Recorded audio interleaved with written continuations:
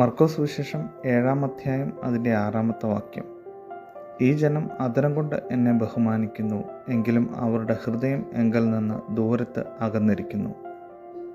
പരീശന്മാർക്ക് യേശുക്രിസ്തു നൽകുന്ന ഒരു മറുപടിയാണ് ഈ വാക്യം. യെശയ്യാ പ്രവാചകൻ്റെ പുസ്തകത്തിലെ വാക്യത്തെ ഉദ്ധരിച്ചുകൊണ്ടാണ് യേശുക്രിസ്തു ഈ മറുപടി നൽകുന്നത്. ഇത്തരം ആളുകൾക്ക് യേശുക്രിസ്തു നൽകുന്ന വിശേഷണം കപടഭക്തിക്കാർ എന്നതാണ്. പ്രത്യേകത വാക്യത്തിൽ ഉദ്ധരിക്കുന്നത് പോലെ ഹൃദയം കൊണ്ട് ദൂരത്ത് അകന്നിരിക്കുന്നു, അധരം കൊണ്ട് ബഹുമാനിക്കുന്നു. ഈ ഗണത്തിലുള്ള ആളുകളുടെ എണ്ണം വിശ്വാസ സമൂഹത്തിൽ ഏറി വരികയാണ്.